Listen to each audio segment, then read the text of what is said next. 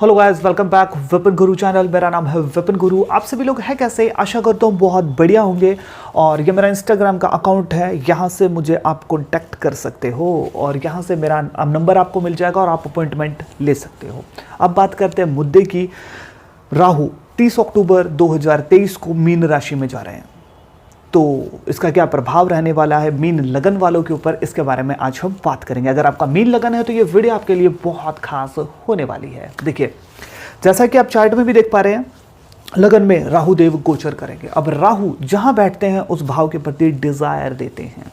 अब लगन में बैठे हैं तो आपको अपने व्यक्तित्व को बेहतर करने की लालसा जन्म लेगी आपके अंदर कि आप कैसे फिट दिखाई दें। अगर आप अनफिट हो गए हो तो आप क्या क्या करें जिससे आप फिट दिखाई दे। आप जिम जाएं, आप मतलब कि जॉगिंग वगैरह करें, आप डाइटिंग करें, जो भी करें, अपने व्यक्तित्व को बेहतर करने के लिए आप बहुत कुछ करने वाले हैं। और किसको आंख दिखानी है, किससे हंस के काम निकलवाना है, आप भली भांति करते नजर आएंगे, क्योंकि राहु कूटनीति को दर्शाता है। अब आपका जो फर्स्ट जो हाउस है, जैसे कि आप देख भी पा रहे हैं, ये आपका लगन है, असेंडेंट, यानी कि आप खुद हैं। जैसे कि मैं अब कैमरे को देख रहा हूँ तो मुझे जो व्यक्ति नज़र आ रहा है कैमरे में, है ना, तो ये मेरा फर्स्ट हाउस है। ये जैसा भी है ना, फर्स्ट हाउस हम इसे कहते हैं, यानी कि आपका जो व्यक्तित्व है वो फर्स्ट हाउस है। अब राहु व्यक्तित्व में आके बैठ गया, जिनका मीन लगन है, तो वहाँ पर उसको बेहतर करने के लिए आप बहुत कुछ करने वाले, और राहु की एनर्जी आपके अंदर बहुत ज़्यादा बढ़ने वाली है। यानी कि कूटनीति, पॉलिटिक्स कैसे करनी है, किसको क्या कहना है, क्या नहीं कहना है, ये भली बात ही आप जानते नजर आएंगे और इस चीज़ का आपको फ़ायदा भी होता नजर आएगा।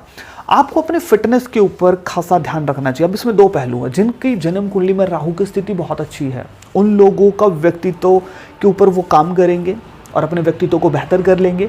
जिन लोगों की जन्म कुंडली में राहु की स्थिति बिल्कुल ही खराब है, तो ऐसे व्यक्ति क्या करेंगे कि भैया अपने, उनका व्यक्तित्व थोड़ा सा खराब हो सकता है कि वो आलसी हो जाए, और जिस हिसाब से सिस्टम होना चाहिए ना, फिटनेस का आपको ध्यान रखना चाहिए था, उस हिसाब से आप नहीं रख पाएंगे। ये चीज़ देखने को मिल सकती है ना। जीवन साथी हो, चाहे आपका लाइफ पार्टनर हो, चाहे आपका रिलेशनशिप में कोई पार्टनर हो, उसके साथ आपके मतभेद देखने को मिल सकते हैं, क्योंकि लगन में राहु गोचर कर रहे हैं, तो 7वें भाव में आपके केतु गोचर, और केतु जहां बैठते हैं उस भाव के प्रति आपको मतलब डिटैच करते हैं उस भाव से, ना। और केतु तो इन चीज़ों को दर्शाते हैं भी नहीं। और 7वां जो भाव है वैसे ही शुक्र का है ना। तो शुक्र की जो चीज़ें हैं, यानी कि आपकी पत्नी है, गर्लफ्रेंड, आपका बॉयफ्रेंड, आपका पति है, उनके साथ आपके थोड़े से क्लैशेस, मतभेद, बिजनेस को लेकर के कुछ उतार चढ़ाव देखने को मिल सकते हैं। इसका आपको उपाय जरूर करना चाहिए। अब देखिए, 7वें आपके, अगर आप रिलेशनशिप में भी है ना, तो भी पार्टनरशिप तो है ही दो लोगों के बीच, है ना, तो उसमें भी कुछ उतार चढ़ाव देखने को मिल सकता है। ये चीज़ें हो सकती है केतु को लेकर के। अगर मैं बात करूँ तो अब फर्स्ट हाउस में राहु बैठे हैं, आपके व्यक्तित्व को निखार रहे हैं।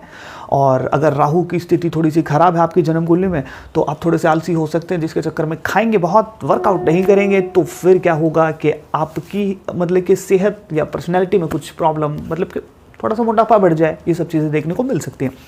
यहाँ से राहु देख रहे हैं 5th हाउस को। 5वां जो भाव है आपके रिलेशनशिप को दर्शाता है, तो रिलेशनशिप को लेकर के डिज़ायर उत्पन्न हो सकती है। अगर आप सिंगल है तो आपकी ज़िंदगी में भी कोई भी आ सकता है, लेकिन इसका मतलब ये नहीं है ज़िंदगी में कोई आएगा लड़ाई झगड़े ना, क्योंकि 7वें में केतु बैठा है, तो छोटे मोटे क्लैशेस तो होते ही रहेंगे। ये चीज़ देखने को जरूर मिलेगी। 5वां भाव, 5वें भाव के ऊपर दृष्टि है ना। 5वां जो भाव है वो आपका सूर्य का पक्का घर है, तो हो सकता है कि आपके पिता के साथ कुछ मतभेद भी देखने को मिल जाए इस बहाने, है ना। क्योंकि 5वें को तो देख ही रहे हैं, उसके साथ साथ 9वें को भी देखेंगे, 9वीं दृष्टि से, तो वहाँ पिता और बड़े बुजुर्ग हैं, तो बड़े बुजुर्गों का आप कहाँ मानेंगे, नहीं, कुछ ना कुछ आपको जो मतलब कि बड़े बुजुर्गों की बातों में कुछ ना कुछ कमी दिखाई देने वाली है, और आप उनकी बातें शायद ना माने। ये भी चीज़ें देखने को मिलेंगी, है ना। 5वें भाव को देख रहे हैं, तो ऐसा हो सकता है रिलेशनशिप में भी अगर आप हैं तो रिलेशनशिप में रहते रहते कोई आपको इम्प्रेस हो जाए आप किसी से, ये चीज़ें भी आप मतलब कि कोई आपका क्रश बन जाए, ये भी चीज़ हो सकती है। और आप सिंगल है तो आपकी ज़िंदगी में कोई आ सकता है। और 5वां जो भाव आपके स्टडी को दर्शाता है, तो ऐसा हो सकता है कि आपको स्टडी के लिए, है ना, मतलब कि ऐसा रहे कि आप जो कर रहे हो उससे हट करके अब आपको स्टडी करनी है। आप फील करेंगे कि जो अभी मैं कर रहा हूँ ना, इससे बेहतर भी कोई मतलब कि लाइन हो सकती है और वहाँ मेरे को जाना चाहिए। ये चीज़ें एकदम से इंटरेस्ट चेंज हो जाएगा आपका, है ना। ये चीज़ हो सकती है। आप अपने पार्टनर को लेकर के भी सोचते हो कि ये बंदा ठीक नहीं है, इससे बेहतर बंदा को मैं डिजर्व करता हूँ। जिनका भी मीन लगन है, ये चीज़ें देखने को मिल सकती है जो रिलेशनशिप में चल रहे हैं, है ना। और आप क्रिएटिव काम करने वाले हैं कोई, यानी कि आप जो भी काम कर रहे हो ना उससे हट करके कोई ऐसा कोई काम आप छेड़ सकते हो, शुरू कर सकते हो कि जिसमें आपको आगे चल के फ़ायदा भी निकल आए, है ना। तो ऐसा कुछ देखने को अवश्य मिलेगा। और अब ये 7वें भाव को भी देख रहे हैं और 7वें में केतु भी बैठे हैं, तो फिर आपका बिजनेस है उसमें कुछ उतार चढ़ाव फिलहाल की कंडीशन, जैसे ये राहु गोचर करेंगे ये चीज़ें देखने, फिलहाल के लिए चीज़ देखने को मिलेगी। और 7वें भाव को देख रहे हैं तो आपका जो भी पार्टनर है उसके साथ कुछ मतभेद देखने को मिल सकते हैं, कुछ लोग आपका विरोध कर सकते हैं। हो सकता है कि आपकी प्रोग्रेस से जलें कुछ लोग डाइजेस्ट ना कर पाएँ। वैसे भी हम जैसे जैसे आगे बढ़ते हैं तो लोगों को डाइजेस्ट होता नहीं है ना, पचा नहीं पाते हैं, तो उन्हें जलन होती है कि व्यक्ति ये आगे बढ़ कैसे रहा है, मेरा फैमिली मेम्बर है जो भी है ना, दोस्त है, फ्रेंड है, जो भी है, मतलब कि आसपास के लोग हैं जो हमें जानते हैं वही तो हमसे जलते हैं।